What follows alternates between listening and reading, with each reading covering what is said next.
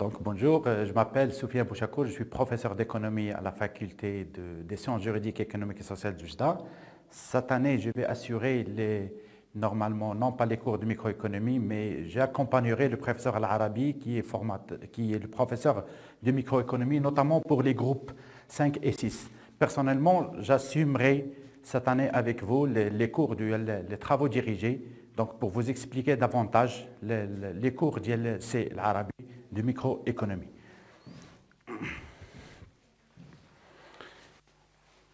Je ne suis pas là pour vous rappeler normalement le principe ou la définition de l'économie parce que vous avez déjà vu ça au niveau d'autres matières, notamment l'introduction à l'économie, mais il est intéressant de faire un petit rappel de la notion de l'économie pour déterminer les mots-clés qui permettront par la suite de développer notre analyse. L'économie, comme vous avez déjà appris avec les autres professeurs, c'est une science sociale qui étudie comment les ressources rares sont réparties pour satisfaire les besoins de l'homme. Vous pouvez constater avec moi et même observer avec moi au niveau de la diapo, j'ai déjà souligné quelques mots en couleur pour mettre la lumière sur les éléments phares. Déjà, l'économie est une science sociale, c'est-à-dire c'est une science qui s'intéresse aux individus, des êtres humains. C'est une science qui étudie comment, la manière où les ressources rares sont réparties pour satisfaire les besoins de l'homme. Et je souligne très bien, on souligne ensemble les ressources rares. Les ressources d'un individu, d'une personne, d'une région, d'un territoire, d'un État sont rares. Et donc, il faut mieux les gérer de façon rationnelle pour satisfaire. Quoi satisfaire? Satisfaire les besoins de l'homme. C'est quoi un besoin? Le besoin, c'est une sensation d'insatisfaction. L'homme essaie de chercher ses besoins, de satisfaire ses besoins, et ses besoins sont illimités. Chaque individu manifeste ou prouve des besoins, un des besoins dialogues qui cherche à satisfaire par plusieurs méthodes, par plusieurs manières, on verra par la suite. La contrainte que chaque individu a, c'est que les ressources sont limitées, dialogues, et donc c'est la problématique de la rareté. Comment, avec des ressources rares ou limitées, peut-on satisfaire des besoins qui sont illimités? Chaque individu a des besoins illimités. À chaque fois que je cherche ou je satisfais un besoin, je me sens devant un autre besoin. Et c'est ça la notion de besoin. Les besoins sont illimités. Il ne peut être satisfait qu'après un effort parce que les moyens sont rares, les moyens sont limités.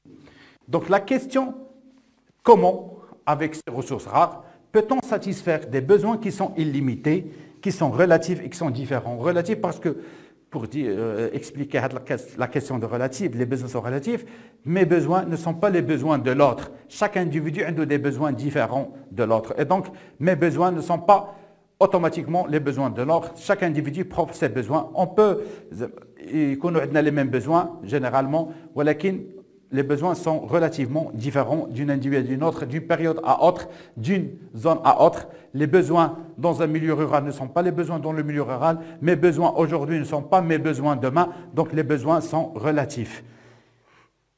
Alors que les ressources sont rares et sont limitées. Et c'est ça la problématique, c'est ça la contrainte de l'économie.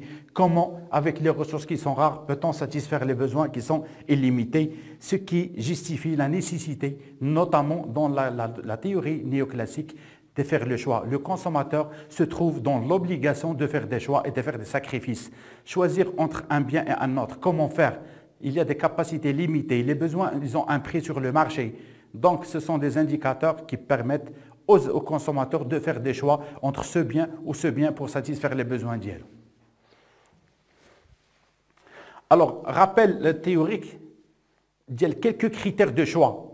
Donc, je suis un consommateur, j'ai des besoins, j'ai des biens dans le marché qui permettent, j'ai trouvé sur le marché des biens qui permettent de satisfaire les besoins d'elle, mais il y a une multitude de biens sur le marché. Aussi, la multitude des besoins, il y a en face de moi les biens et il y a dans mon budget un revenu qui est limité. J'ai un budget qui est limité, j'ai un revenu qui est limité. Et donc, comment faire? C'est ça le problème. Comment faire le choix? Comment je vais choisir entre un bien X et un bien Y? Les indicateurs de choix sont déterminés par la contrainte budgétaire, ce qu'on appelle la contrainte budgétaire, mon revenu qui est limité et les prix des biens des marchés et aussi les théoriciens ou les économistes, quels que soient néoclassiques, quoique il y a une différence au niveau de la théorie d'Yelhom, mais ils ont dit ensemble que pour choisir, il faut développer des mesures. C'est ça, c'est ce qu'on appelle l'approche cardinale, développée par certains économistes qui sont Karl Manger, Stanley, Léon Walras. Ils ont développé une théorie de l'utilité cardinale, c'est-à-dire un bien, pour choisir entre deux biens, ou trois biens, ou quatre biens, il est possible de mesurer l'utilité générée ou procurée par un bien. C'est-à-dire, moi je mange chaque jour le petit pain, je peux mesurer l'utilité que peut me procurer le petit pain. Un petit pain peut me procurer maintenant 10 unités, 10. Deux petits pains peuvent me procurer ou générer 18 utilités. C'est-à-dire, dans l'approche cardinale, développée par certains économistes qui sont Karl Manger, Léon Walras et Stanley, etc., ils ont développé l'approche cardinale pour aider le consommateur au choix, pour procéder au choix. Chaque individu, comme j'ai déjà dit, prouve des besoins. Les besoins sont illimités. Le budget du consommateur est limité. Les biens qui permettent de satisfaire les besoins sur le marché, ils ont un prix déterminé et donc il faut procéder au choix. Choisir le plus utile, le plus efficace, etc. Donc le plus utile dans la théorie néoclassique se mesure.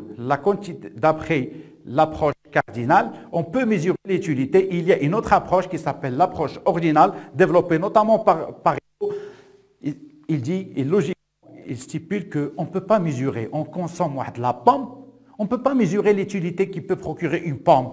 Je bois un verre d'eau, je ne peux pas mesurer, quantifier la quantité ou la satisfaction générée par un verre d'eau. Je bois, je ne sais pas, un jus d'orange, je ne peux pas quantifier, mesurer la quantité que peut me donner le jus d'orange. Donc, il y a deux approches différentes au niveau des néoclassiques. Certains, ils ont développé la logique, l'approche cardinale pour stipulant que l'utilité peut être mesurée par une quantité, par un chiffre, on peut la mesurer. Donc, j'ai pris le cas d'une pomme, j'ai mangé une pomme, il m'a procuré 10. J'ai mangé 2 pommes, il m'a procuré 20 ou 18 ou 17. Donc, on quantifie la satisfaction générée par la consommation d'un ou de plusieurs biens. L'approche ordinale, en contrepartie, il est contradictoire à celle de l'approche cardinale. Il disait que l'utilité ne peut pas mesurer, mais le consommateur a la capacité de choisir, de préférer la préférence sur un marché. Je préfère ce bien, elle a ce bien. Donc ça reste une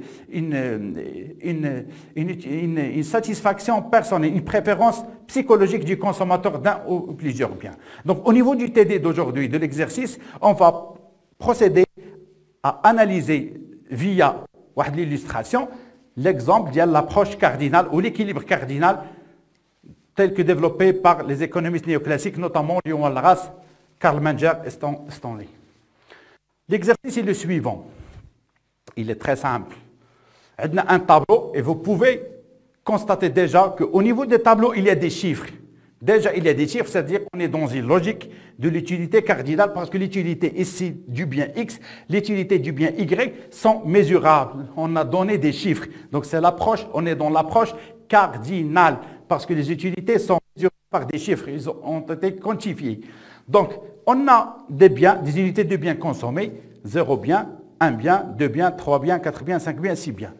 On a 2 biens, un bien X et un bien Y, c'est-à-dire le consommateur va choisir entre 2 biens sur un marché pour l'achat, 2 biens pour satisfaire ses besoins. Il a devant lui la capacité d'acheter 2 biens X et Y. Chaque bien a des utilités selon les unités consommées de chaque bien et l'autre bien Y également, quelles les unités consommées d'yellow et les utilités générées par chaque bien.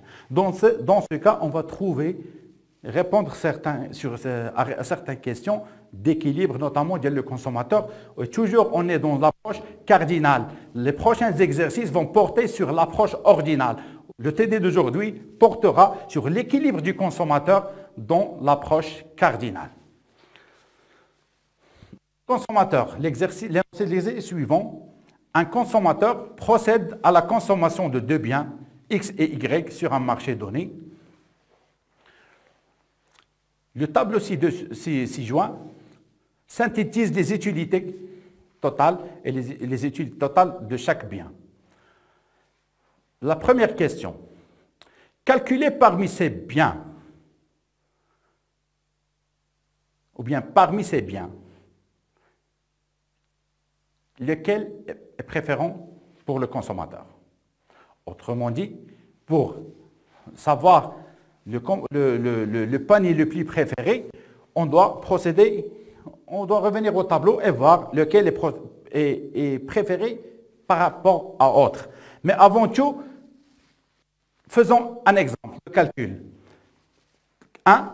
Calculons les utilités des paniers X et Y.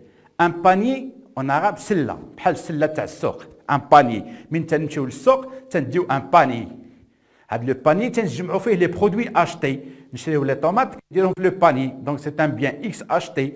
تنشريو les bananes تنديرهم في le panier. C'est un deuxième bien acheté. Donc un panier, c'est une combinaison des biens X et Y que le consommateur achète pour satisfaire ses besoins.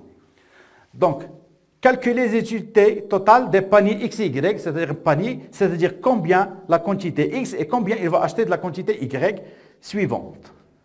A. Prenons le panier A, 1, 2, c'est-à-dire c'est un panier composé de une unité X, une unité du bien X et de 2 unités du bien Y. Alors, pour calculer l'utilité totale, comme vous savez, c'est l'utilité, c'est la saturation ou le sentiment de satisfaction généré par la consommation d'un ou deux biens. Aujourd'hui, ici, dans notre exemple, le consommateur consomme 2 biens. Alors, quelle est l'utilité totale du panier composé de X et 2 unités de Y?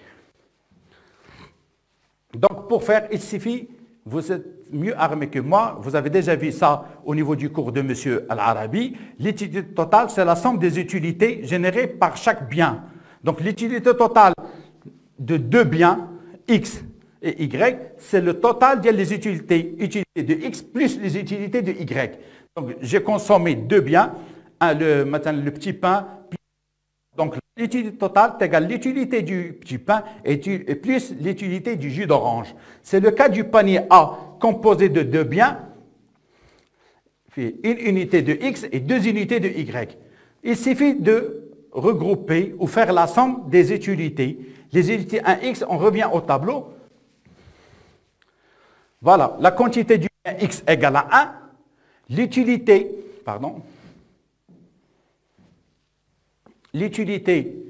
d'une unité d'un bien 1 égale 24. Et l'utilité de 2 biens de Y, nous sommes la colonne Y, nous avons l'utilité générée par 2 biens. Quand Y est égal à 2, donc 24 plus 60, c'est-à-dire 84 est le total. Donc c'est simple, l'utilité totale du panier A composé de 2 biens 1 et 2 Y est la somme des utilités totales d'une unité d'un bien. Donc, l'utilité, comme dit du panier 1, 2, c'est l'utilité totale du bien.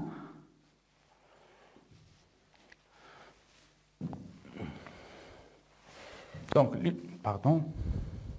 il me faut le stylo, voilà. Donc, l'utilité totale du bien, du panier A, est composé d'une unité, pardon, il y a un problème quelque part.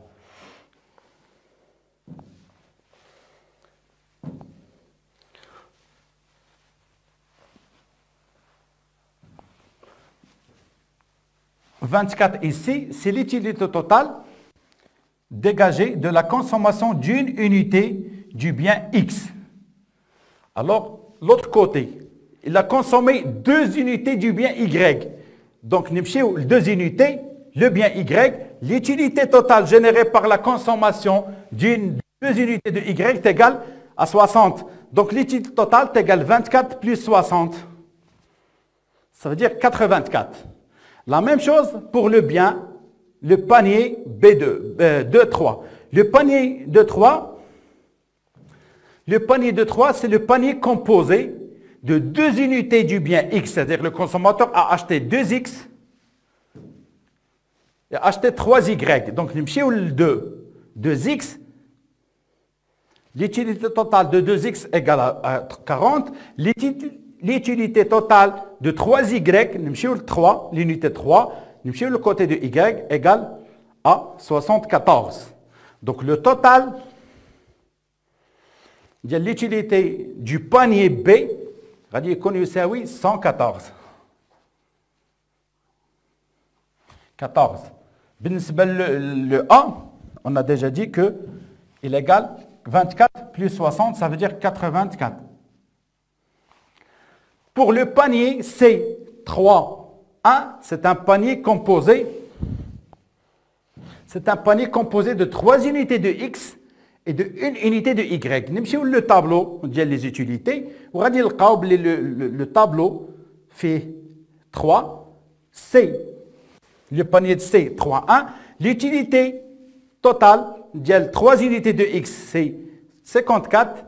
L'utilité totale de 1 unité de Y égale 40. Donc 54 plus 40, ça veut dire 84. Mesurons l'utilité totale du dernier panier D composé de 0 unité de X et de 5 unités de Y. C'est pareil toujours. Nous le tableau. Nous 4 unités de X, 0 unité de X. Voilà, elle est là. L'utilité totale de 0 unité, c'est 0. Plus l'utilité totale de 5 unités de Y. Nous 5, 86. Donc, le panier, la consommation de l'eau a généré pour le consommateur 86 en termes d'utilité. D'accord? C'est très simple. L'utilité totale, la définition, c'est l'utilité générée par la consommation d'un ou plusieurs biens, comme c'est le cas. Un panier, on a fait 2 biens. La quantité varie selon le consommateur. Donc, l'utilité totale de le panier est égale à l'utilité totale de la quantité consommée du bien X plus la quantité consommée du bien Y.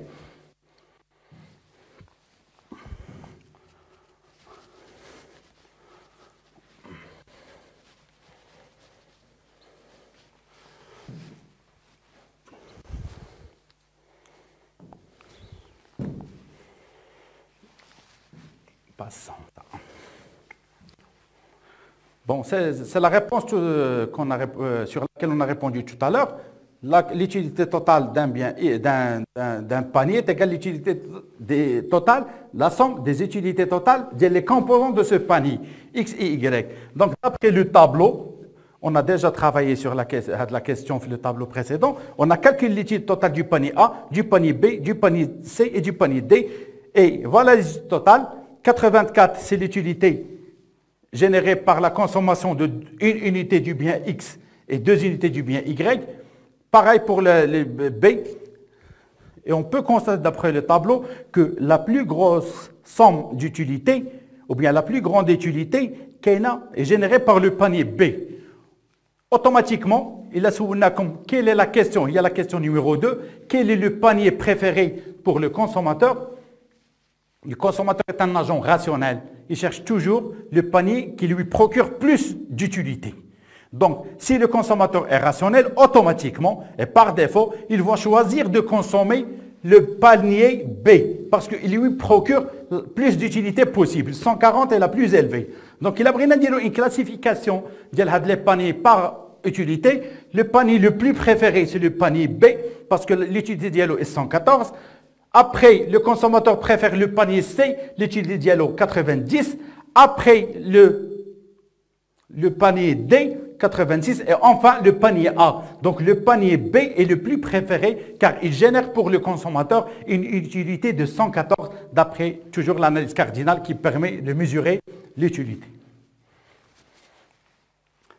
Troisième question, c'est l'illustration graphique. J'ai tracé la courbe d'utilité des deux biens X et Y. C'est très simple. On a le graphique avec 2 axes, l'abscisse et les ordonnées. On a un axe les utilités et l'autre axe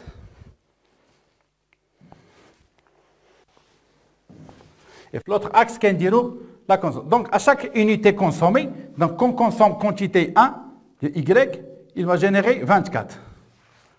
Quand j'ai consommé 2 unités de X, il m'a généré, ou bien il a généré pour le consommateur, l'unité est égale à 40.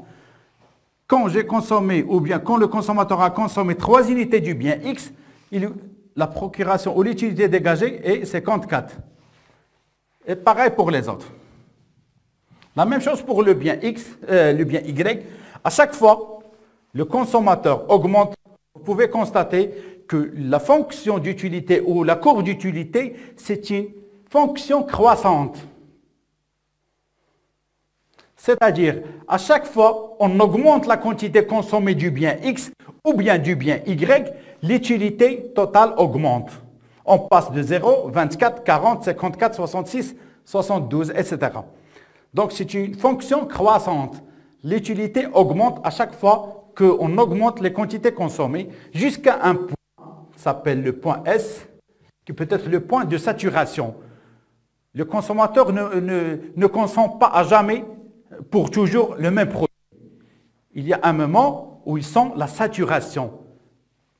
C'est-à-dire qu'il ne peut pas manger plus, il ne peut pas consommer plus de ce bien parce qu'il a atteint le maximum dialogue. Ou s'il ajoute la consommation au-delà de Hada, la courbe peut être, mais pas fortement, il va devenir décroissante parce que l'utilité, on parle en ce moment d'une désutilité d'un bien consommé. Donc il peut procurer une désutilité.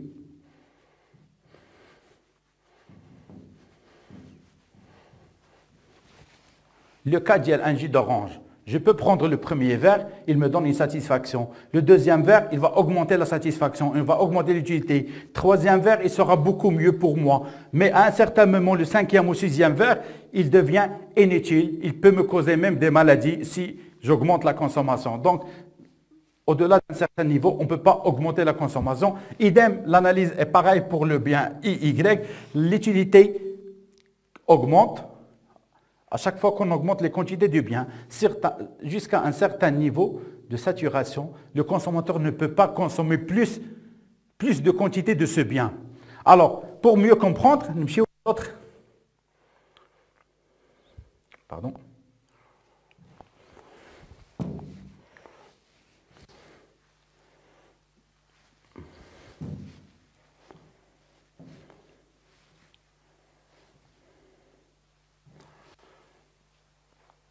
Bon, هنا مشى un الاخر mais c'est pas grave.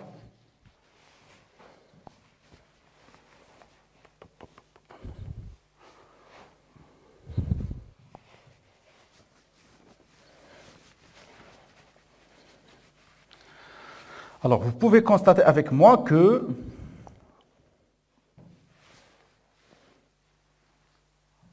la fonction d'utilité totale est comme ça.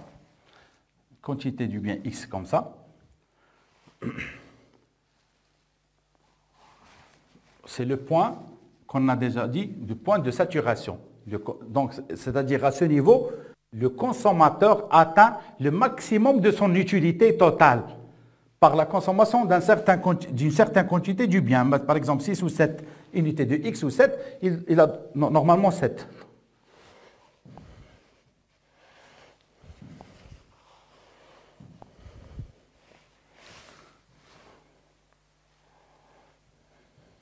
Ici, la quantité 7. Donc, à la quantité 7, le consommateur atteint le maximum de satisfaction de l'utilité totale.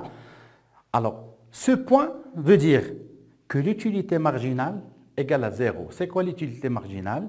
C'est l'utilité générée par la consommation de la dernière unité consommée. C'est-à-dire, le consommateur consomme un bien X. Il consomme une première quantité, il lui procure une telle satisfaction. Il ajoute une deuxième quantité, il lui procure aussi une certaine satisfaction. Le total des deux satisfactions égale l'utilité marginale. Par contre, l'utilité totale, pardon. Mais l'utilité marginale, c'est l'utilité dégagée par la dernière unité consommée. Si je prends le cas du tableau,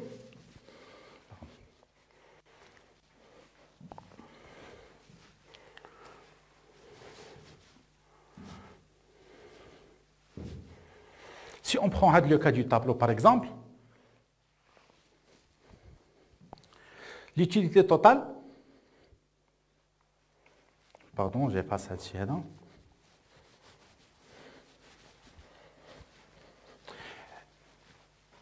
Au départ, j'ai consommé 0 bien. L'utilité totale égale 0. J'ai consommé une unité, il m'a donné 24 en termes d'utilité totale. Quand j'ai consommé 2, il m'a procuré 40. Donc, l'utilité marginale, c'est l'utilité du dernier bien consommé. C'est-à-dire, à ce niveau, par exemple, l'utilité marginale entre 1 et 1, c'est la valeur ajoutée de la dernière unité consommée. Au départ, était 0, mais quand j'ai consommé 1, j'ai eu 24. C'est-à-dire que la quantité consommée, mais une unité supplémentaire du bien X m'a généré 24. Alors, une unité m'a donné 24, j'ai encore consommé une deuxième unité d'un bien X. Le total devient 40, c'est-à-dire la dernière, c'est 40 moins 20, c'est-à-dire 16, je pense, oui, c'est 16. Donc la dernière unité consommée m'a généré une utilité de 16, c'est ça l'utilité marginale, c'est l'utilité générée par la dernière utilité. Donc le consommateur,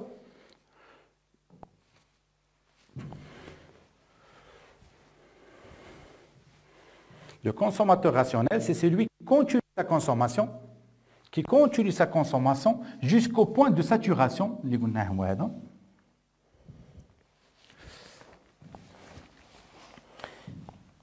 Jusqu'au point de saturation S qui coïncide avec une utilité marginale égale à 0.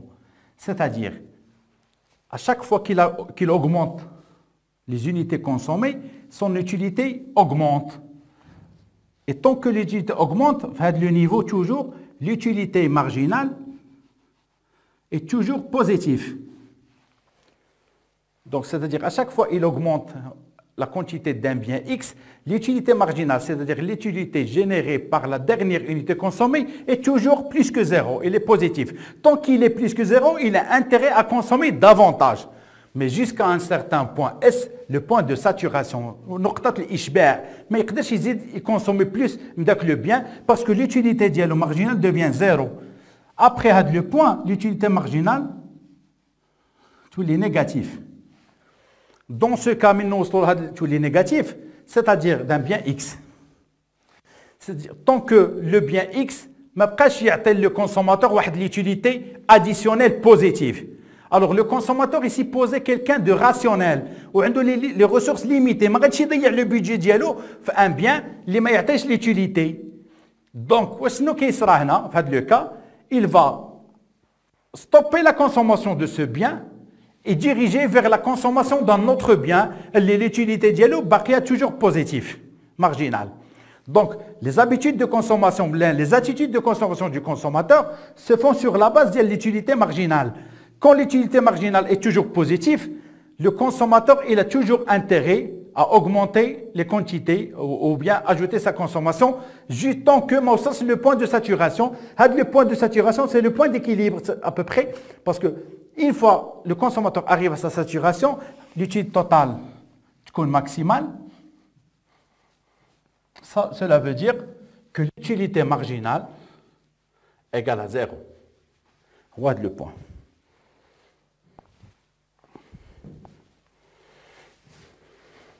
Le point de saturation. Normalement, on a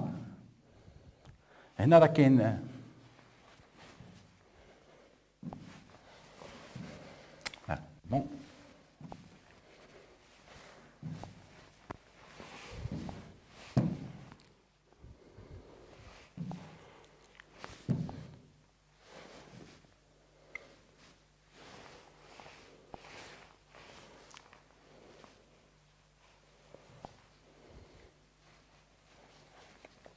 Le point le point de saturation.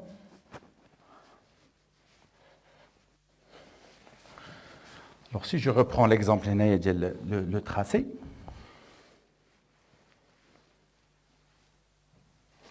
les quantités X, l'utilité totale de X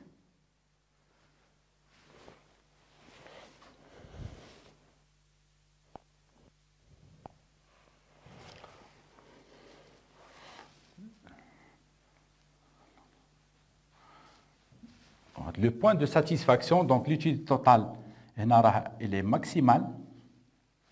L'utilité totale à ce point, il est maximal. Donc, comme j'ai déjà dit, à chaque fois qu'on ajoute les quantités consommées, le consommateur, il a intérêt à consommer plus parce que c'est un consommateur rationnel. Donc, automatiquement, il augmente la consommation des biens. À chaque fois que les biens, la quantité du bien, d'un bien ou deux biens augmente, l'utilité augmente. On a dit que la fonction d'utilité est une fonction totale, c'est une fonction croissante. Par contre, l'utilité marginale, c'est une fonction décroissante parce que la quantité unitaire du premier bien, elle était bénéfique pour le consommateur. La deuxième unité additionnelle de ce bien était beaucoup plus, il est moins importante que la première. الإنسان يكون عطشان كيشرب الكاس الأول كيحس براسو il a satisfait العطش ديالو. يزيد الكاس الجوج c'est bon. بيبقى il a satisfait encore العطش ديالو ولكن l'utilité ديال داك الكاس الاول ماشي هي l'utilité ديال الكاس الثاني. Donc c'est ça l'utilité marginale. L'utilité marginale, contrairement à l'utilité totale, c'est une fonction décroissante. زايده وتتنقص. علاش كنا قلنا المنفعه الاولى تاع لو بيان ديك لا كونتيتي الاولى هي اللي لبات بوكو بلوس لا ساتيسفاكسيون دو كونسوماتور. ان كونسوماتور افان واحد الكونسوماتور يكون جيعان ياخذ البيتزا الاولى ولا المورسو الاول تاع البيتزا تيحس براسو مزيان كيزيد مازال ما شبعش كيزيد لا كونسوماسيون لي مورسو اون فوا يوصل هنا تيحس براسو صافي ما يقدش يزيد سي لا ساتيسفاكسيون توتال il peut pas augmenter sa consommation plus. En même temps, à chaque fois, l'utilité de le bien marginal, qu'est-ce compte plus que l'utilité marginale, le bien 2, le morceau 2, qu'est-ce compte plus que l'utilité marginale du bien 3, il s'annule. L'utilité marginale le point est égale à 0. Donc, le consommateur, il a intérêt à consommer davantage jusqu'à ce que l'utilité marginale est égale à 0. L'utilité marginale est égale à 0 veut dire que le consommateur a atteint le maximum de l'utilité totale. D'accord? À chaque fois, on va reprendre les exemples pour faire davantage. Donc, la première séance de l'ETD, mais l'ensemble des exercices qui portent la question d'équilibre sur le plan graphique. Mais on va dans le cadre de l'approche ordinale. Alors, comme j'ai déjà dit, le consommateur a intérêt à consommer tant que l'utilité ne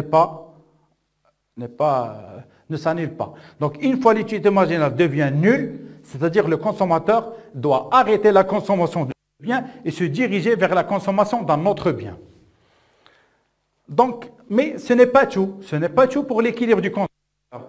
Le consommateur a le droit de choisir. Elle a le degré de satisfaction d'Yalo.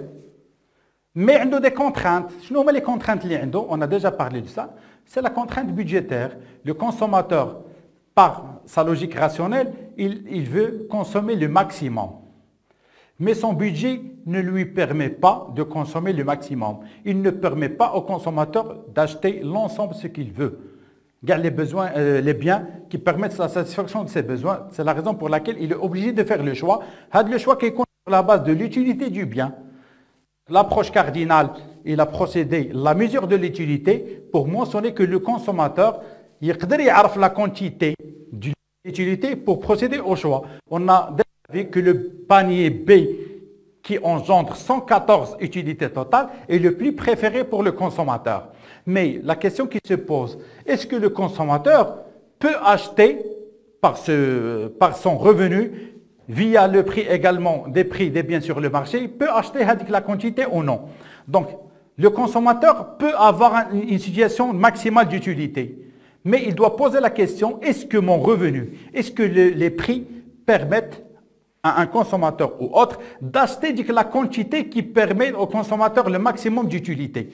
Donc le consommateur, il est contraint de faire des choix sur la base de son revenu et les prix des biens disponibles sur le marché. Donc, à l'équilibre généralement dans l'approche cardinale, Un consommateur est en situation d'équilibre s'il y a satisfaction de deux conditions. La première condition, si l'utilité marginale du bien X pondérée par le prix de X égale l'utilité marginale de Y sur le prix de Y. C'est-à-dire, ça veut dire que c'est l'utilité marginale de X, c'est l'utilité générée par la dépense d'une unité supplémentaire de prix ou là de revenu. Donc, l'utilité marginale, c'est l'utilité. Donc, dans le cas où les prix sont identiques, le prix de X égale le prix de Y. Donc, l'équilibre sera atteint sur le plan cardinal quand l'utilité marginale, on va les annuler. Bon, pardon.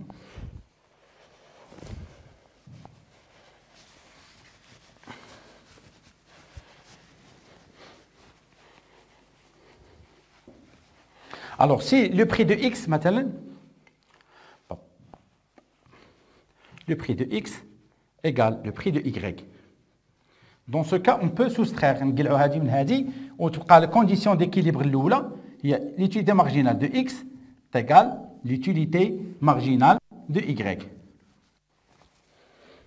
C'est-à-dire que le consommateur a atteint l'utilité maximale du bien X ou a atteint l'utilité totale maximale du bien Y. C'est le point d'équilibre. Le point d'équilibre, c'est que le consommateur n'a pas le choix entre un bien X et un bien Y. Une fois nous l'utilité marginale d'un bien X est égale à 0, dans ce cas, le consommateur doit cesser de consommer le bien et s'orienter vers la consommation d'un autre bien. C'est le principe de non-saturation, de non-satuité. Le consommateur, c'est ça le consommateur rationnel. L'hypothèse de l'analyse microéconomique et de la théorie néoclassique, c'est que le consommateur, il doit consommer davantage. Il peut un bien X. L'utilité marginale dialogue توصل 0 mais il doit s'orienter vers la consommation. Il consomme toujours, il n'arrête pas la consommation. Il s'oriente toujours vers un autre bien, le bien Y. Si le bien X n'a pas la satisfaction maximale ou l'utilité marginale, l'utilité de la dernière unité devient 0, il doit s'orienter, changer les habitudes de consommation, il s'oriente vers l'utilité Y. Un équilibre est atteint dans l'analyse cardinale lorsque l'utilité marginale de X تساوي l'utilité marginale de Y. C'est-à-dire que le consommateur n'a pas le choix. Soit il consomme Y, soit il consomme X, تساوي l'utilité marginale ديالها. Donc c'est ça la condition d'équilibre sur le plan ordinal. ولكن partiel. ما يقدرش غير هذه la condition تكون suffisante. Il faut une autre condition. Donc il doit maximiser son utilité. Mais non, c'est la condition parce qu'une fois l'utilité totale est maximale, veut dire que l'utilité marginale de X égale l'utilité marginale de Y. Le consommateur, il ne doit pas s'orienter vers la consommation dans notre bien, mais il doit combiner les deux parce que qu'il y a une axiome qui dit que le consommateur préfère toujours le panier mélangé à un seul panier. مثلا يمشي للسوق ويلقى le prix du banane, le prix des oranges ويلقى le prix des pommes un prix. Il préfère le panier qui يكون فيه un mélange, فيه le bien, فيه le banane, فيه التفاح وفيه الشين. Donc les trois, je mets un panier mélangé. C'est ça la préférence. Le consommateur préfère toujours, d'après la théorie du consommateur, يمشي la combinaison. Donc il préfère le choix X, Y. ولكن هي la condition d'équilibre ديالو. L'analyse cardinale, il faut que l'utilité marginale pondérée par les prix soit égale entre les deux biens. C'est la première condition. La deuxième condition, il y a la contrainte budgétaire. Le consommateur n'est pas libre dans le marché. Il veut acheter ce qu'il veut. Il a la liberté d'acheter ce qu'il veut, mais il a un revenu limité dans ses poches. Également, sur le marché, chaque bien a un prix. Donc, il doit faire les meilleurs choix optimaux, c'est-à-dire choisir le bien ou les biens qui permettent la maximisation de son utilité et choisir les biens qui sont accessibles financièrement pour lui. Donc, si on revient à notre exercice, la question 4 qui dit trouver les quantités d'équilibre de le consommateur. Pour trouver les quantités d'équilibre, il suffit de vérifier, dit que la condition, il y a les utilités marginales pondérées par les prix. Donc, on prend le tableau initial, on fait la colonne, on mesure déjà l'utilité marginale, c'est-à-dire l'utilité de chaque unité consommée. L'utilité marginale de 0 unité consommée, c'est 0. L'utilité marginale de 1 est égale à 24, c'est 24 moins 0. D'accord? L'utilité marginale de 2 unités de x est égale à 16. Ou bien l'utilité, 16 c'est quoi? C'est l'utilité de la deuxième unité consommée du bien x, mais c'est de 2 unités. L'utilité de 2 unités de x, il y a 40. Mais l'utilité de la deuxième unité, c'est 16. C'est 40 moins 20, moins 24. Donc, c'est l'utilité de la dernière unité consommée. ونمشيو بهذه الطريقه حتى نكملوا حتى نوصلوا l'utilité égale à 0. Donc, parce que 76 moins 76 égale à 0. Septième. Alors, dans ce cas, nous sommes 0, c'est-à-dire le consommateur doit cesser de consommer le bien.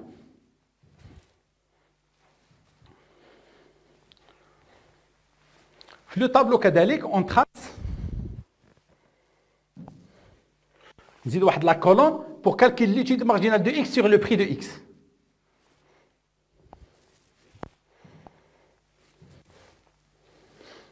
L'utilité marginale de x, le prix de x, on sait que d'après l'exercice, le prix de x est égal à 2, le prix de y est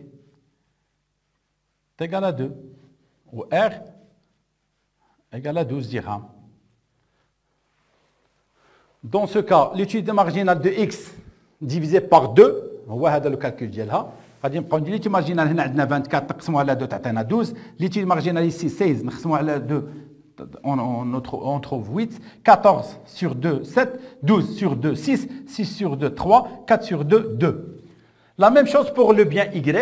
On calcule les utilités marginales de y, c'est-à-dire les utilités des dernières unités consommées du bien y, et on calcule aussi le rapport utilité marginale de y sur le prix de y. Ici, on trouve ici 18, 0, 0, 18, 12, etc. Alors, la condition d'équilibre اللي هضرنا عليها في l'analyse cardinale اللي هي la pondération des utilités marginales par les prix, c'est-à-dire c'est l'utilité de dernière unité consommée générée par la même dépense, par la même unité monétaire. Un dirham nous a donné une unité marginale x de x qadda. Un dirham dépensé dans la consommation de y, il nous a généré l'utilité marginale de y. Il faut égaliser les deux, l'utilité marginale de x sur l'utilité marginale de y, sur le prix de x, ou bien égal l'utilité marginale de y sur le prix de y. On peut dire qu'on est en situation d'utilité maximale de le consommateur. Donc, la situation se réalise 3 paniers. En rouge, c'est un panier. En rouge ici, c'est le premier panier. La valeur 12, l'utilité marginale de x sur 2 est égale à 12. Ou l'utilité marginale de y sur 2 est égale à 12. Donc, c'est le premier point. Ou le panier, le panier A. شنو عطاتنا هاد 12 عطاتها لنا ان unité du bien x. شنو هي هاد 12 شنو كون عطاتها لنا في y عطاتها لنا 2 unités de y. Donc هاد la valeur 12 عطاها لنا a été atteinte à l'aide du panier A composé de 2 biens, composé d'une unité du bien x et 2 unités du bien y. عطاتنا 12. Une deuxième opportunité ou la possibilité pour le consommateur, اللي هي en vert. عندنا هنا l'utilité marginale de x sur 2 sur le prix égal à 7 تساوي égale l'utilité marginale de y sur 2. Donc هنايا هادو sont égalitaires à ce niveau, au niveau 7.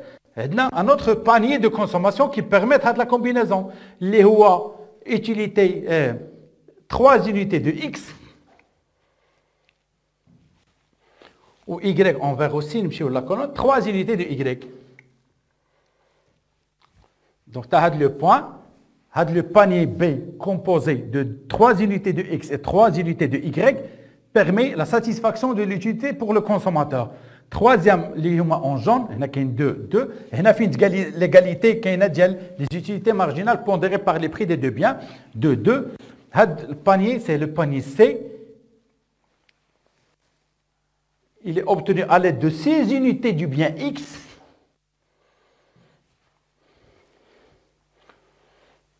ou 5 unités du bien 5 unités du bien Y.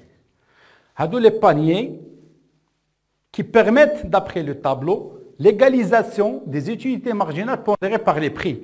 C'est-à-dire ce sont les paniers qui permettent le maximum d'utilité pour un consommateur. OK? Alors, le consommateur doit choisir entre les quantités, entre les paniers. Pourquoi il doit choisir? Parce qu'il a devant lui une contrainte. Il est contraint de satisfaire ses besoins sur la base de son revenu et les prix des biens.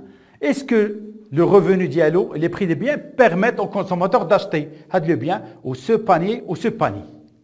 Donc, pour faire l'analyse, il suffit de revenir à l'équation de la droite du budget.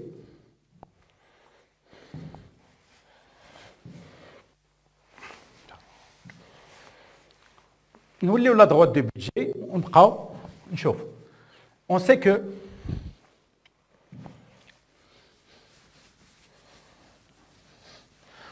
R,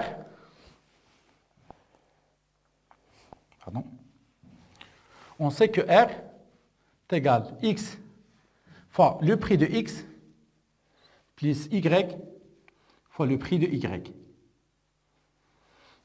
Ça veut dire l'explication de cette ligne budgétaire veut dire que le consommateur rationnel, c'est quelqu'un qui consomme, qui dépense la totalité de son revenu à l'achat des biens X et Y qui dépend des prix X et prix Y.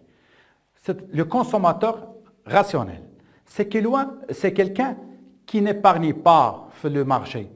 Tout ce qu'il a, il dépense tout ce qu'il a pour consommer les biens, pour avoir le maximum d'utilité. Sinon, il ne s'agit pas d'un consommateur rationnel. Il ne s'agit pas d'un consommateur rationnel, tout simplement parce que l'individu, le consommateur ou d'autres, surtout le consommateur, a des besoins qui sont illimités. Donc, il ne doit pas sacrifier, il doit dépenser la totalité de son revenu à l'achat du maximum des biens, alors que dans le marché, il y a 2 biens, il doit consommer les 2 biens pour dépenser la totalité de son revenu pour avoir le maximum d'utilité. Alors, pour vérifier quel est le panier qui est le plus optimal ou bien le panier d'équilibre pour le consommateur et qui répond à sa capacité financière, il suffit de remplacer les quantités X, Y, sur la droite du budget. Donc, on va dire X. Le cas pour le panier A, il est là. Voilà, pour le panier A,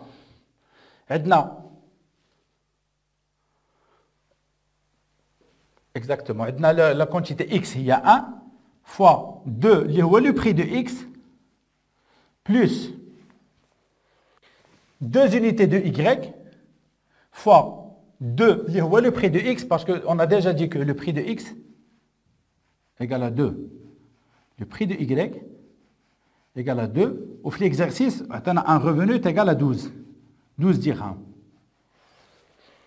Donc, 1, c'est-à-dire une unité de X fois le prix de X, 2, plus 2 unités de Y, le prix de Y, 2, égale. Maintenant, c'est 2, plus 4, ça veut dire 6. Donc, c'est-à-dire le budget nécessaire pour l'achat de ce bien, de ce panier, est 6 dirhams. Alors que le consommateur dispose déjà de 12 dirhams. L'argent. Donc, ce n'est pas un point d'équilibre, parce que le consommateur n'a pas encore dépensé la totalité de son revenu. Vérifions le deuxième cas, le deuxième bien, B. Pardon. Alors, on chauffe le bien B.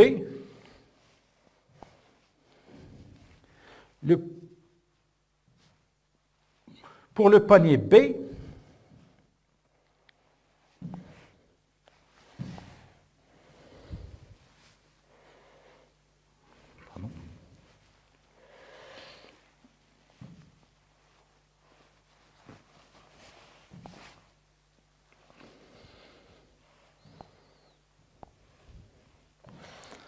Pardon.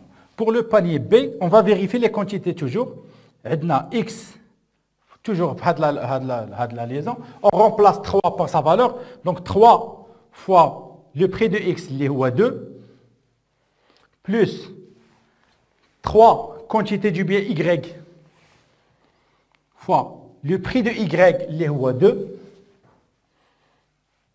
Ça fait une chose égale 6 plus 6 égale à 12. Et 12, le budget nécessaire pour l'achat de ce bien est 12 dirhams, alors que le revenu du consommateur est 12 dirhams. Donc, dans ce cas, le consommateur doit dépenser la totalité de son revenu pour l'achat de ces deux biens parce que c'est les points d'équilibre. Il répond à la contrainte budgétaire et permettent l'achat des quantités qui permettent la maximisation. Donc, avec 12 dirhams qu'il dispose, le consommateur a dépensé l'ensemble de son revenu, les 12 dirhams, à l'achat 3 unités du bien X et 3 unités du bien Y. D'accord? Donc, apparemment, c'est le point d'équilibre, les quantités d'équilibre, on met X égale 3, Y égale 3. Parce que ce sont les quantités qui ont permis la maximisation de l'utilité suite à l'équation l'utilité marginale du prix de X sur l'utilité marginale sur le prix de X égale l'utilité marginale du prix de Y sur le prix de l'utilité marginale du bien Y sur le prix de Y. Ça veut dire que le panier qui a permis au consommateur le maximum d'utilité et c'est le panier qui est financièrement possible pour le consommateur. Donc la consommation des deux biens consomme la totalité du budget du consommateur qui est 12 dirhams. Donc le consommateur a dépensé la totalité de son revenu à l'achat des quantités qui permettent la meilleure utilité possible, l'utilité maximale. Alors d'abord, il a نحسبوا هذه l'utilité. كيفاش نحسبوها؟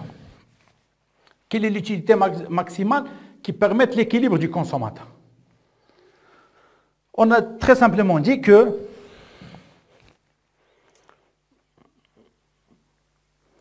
bon, هيدو هادشي.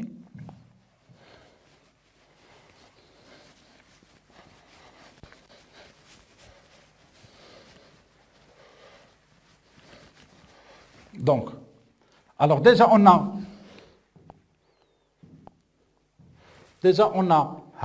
le panier est écarté parce que le budget d'Yellow 6 dirhams. 6 dirhams, le consommateur, il lui reste encore donc 6 dirhams. Donc ce n'est pas une situation d'équilibre, ne sont pas des conditions d'équilibre parce que le consommateur n'a pas dépensé la totalité de son revenu, il peut faire mieux. Il peut faire mieux. Il peut faire mieux, c'est l'équation, le panier B. Le panier B, composé de 3 unités de X, 3 unités de Y, nous a permis d'avoir l'utilité maximale, les 7 égale à 7. La pondération des imaginaires par les prix finit à égaliser 7, 7. De la situation 3. D'abord, l'utilité totale et le panier est financièrement possible pour le consommateur. C'est dans le cadre du budget Diallo. Le revenu Diallo permet d'acheter les quantités. Et les prix du bien aussi, des deux biens, permettent d'acheter le prix. Donc, à ce prix, les quantités d'équilibre, on met X égale 3, Y égale à 3. D'abord, l'utilité maximale. Il suffit de revenir le tableau. On chauffe l'utilité totale maximale. L'utilité totale de le bien X3, 3 unités de X, 3 unités de X, 54, plus l'utilité totale de 3 unités de Y, les Homa, 74. Donc total, c'est 8. Pardon.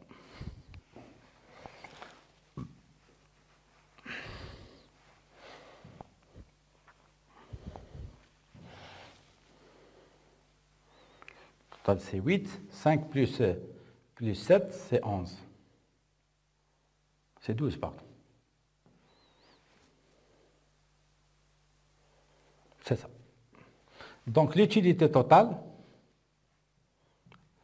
d'équilibre, il y a 128 qui égale l'utilité du panier composé de 3 unités du bien X et 3 unités du bien Y. D'accord?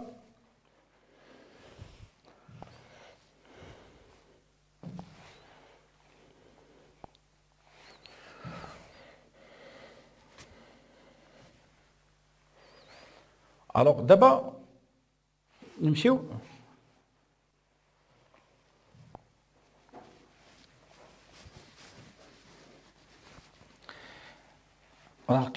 n'oubliez pas qu'il y a 3 paniers qui permettent la maximisation d'utilité. Pardon.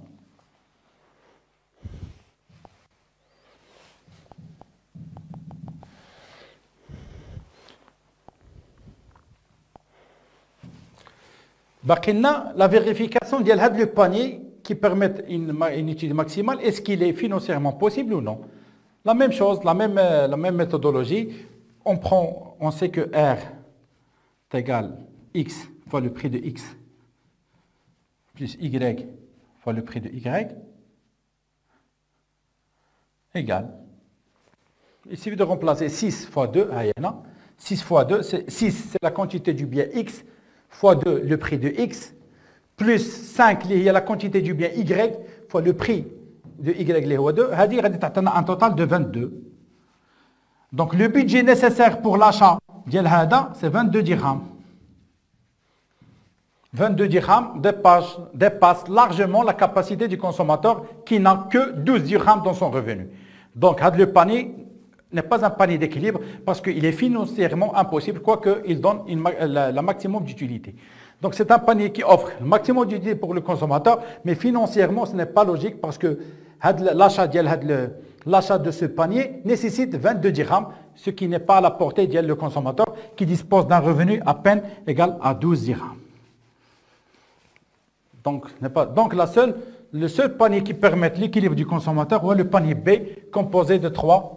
Donc X est égal à 3, c'est le panier d'équilibre, X équilibre, Y d'équilibre égale 3, où l'utilité totale obtenue, on les a déjà calculées, égale 128.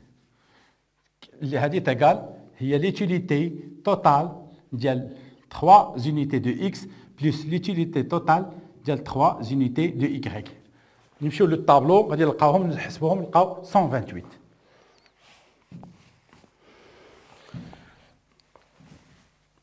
Question 4B, ou la dernière question. Cette fois-ci, le marché a subi des changements. Le marché du consommateur, le marché de façon générale a subi des changements avec l'augmentation des prix. Le prix du bien X devient le prix du bien X, pardon,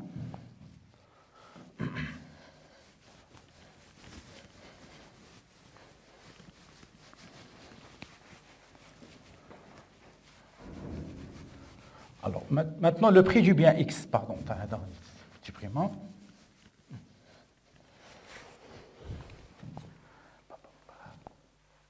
Alors le prix du bien X est devenu, pardon,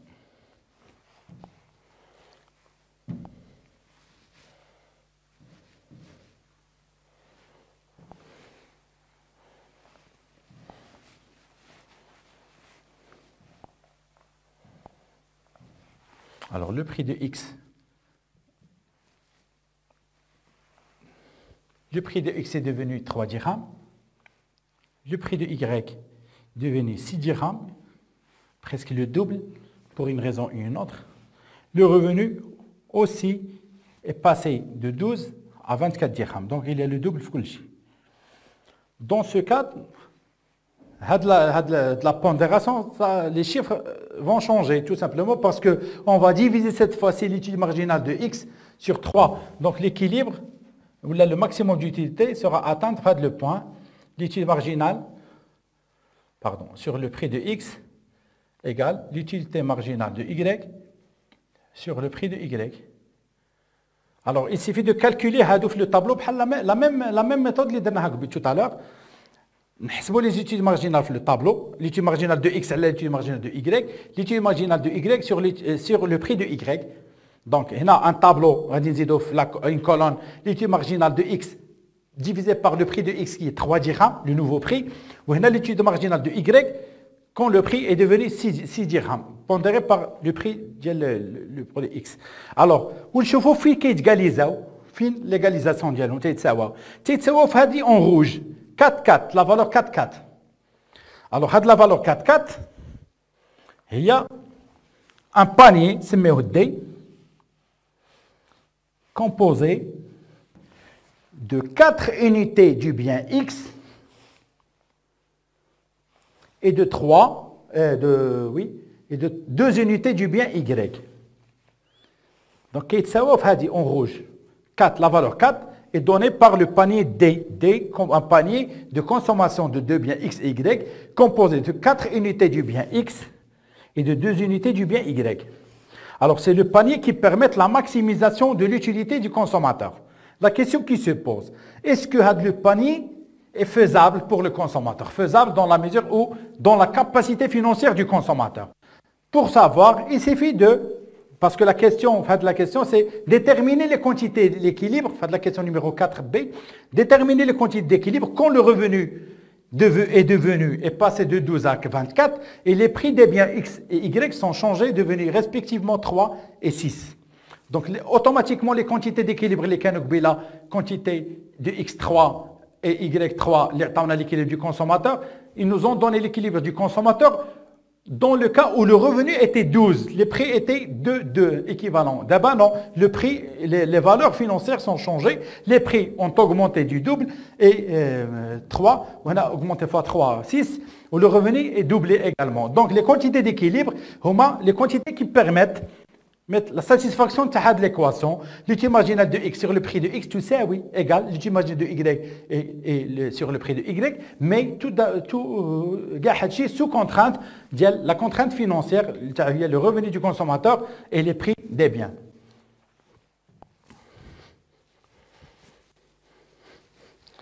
Alors, pour savoir si le panier est financièrement possible, il suffit de la contrainte budgétaire.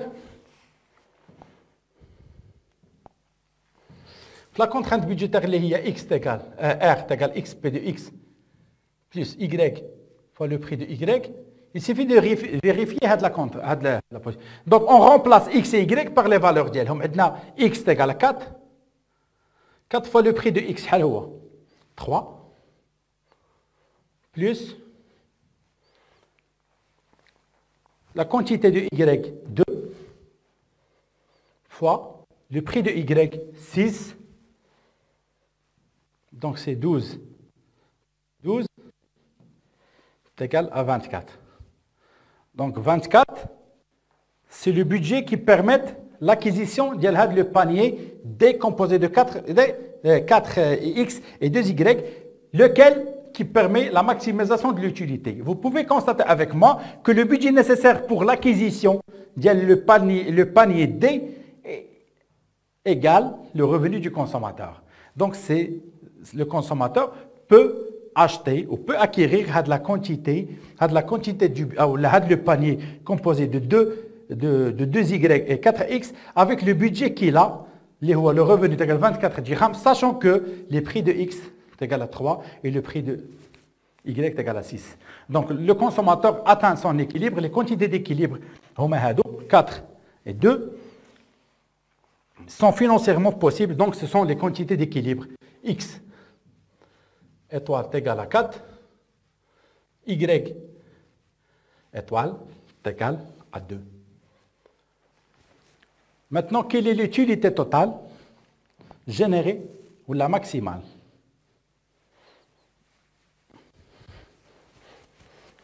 L'utilité totale, tout simplement, c'est l'utilité totale. Donc, l'utilité totale, maximale, l'utilité totale,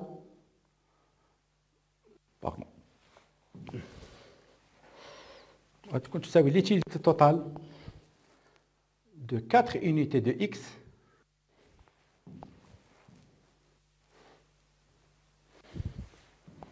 plus l'utilité totale de 2 unités de Y. D'après le tableau, l'utilité totale de 4 unités de X, c'est 66, plus l'utilité totale de 2 unités de Y, 60. 6 pardon. Donc نجمعوا هادو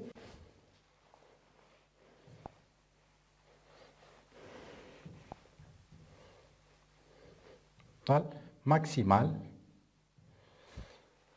Pardon, on a 66. Donc 66 plus 60 qui permettent, il y a l'étude totale, il y a 2 unités de Y. Donc on a 126, c'est l'utilité totale maximale. Donc 126, c'est l'utilité totale maximale générée par la consommation de 2 biens, de 4 quantités du bien X et de 2 unités du bien Y, sachant que la combinaison permet, il est financièrement possible parce qu'il répond à la droite du budget, il égalise la droite du budget qui est R égale le prix de X plus Y le prix de Y. Donc c'est l'approche cardinale. L'équilibre en termes d'approche cardinale, c'est un exercice pratique. La réponse dialogue déposée sur la plateforme qui m'a déposée sur la plateforme numérique. Dans l'attente de la prochaine édition, le TD numéro 2, il y a un exercice pratique sur l'approche ordinale. En parallèle avec l'Oustad Sil Arabi, à chaque fois il va déposer les cours dialogue comme il a déjà fait. En parallèle, section par section, chaque section sera expliquée via un TD, Inch'Allah explicatif. J'espère que vous avez compris et je serai à votre disposition pour d'amples informations sur la plateforme de l'université et principalement sur la plateforme de e-learning de la faculté des sciences économiques, juridiques et sociales, la messagerie, Inch'Allah, pour complément d'information. Merci beaucoup.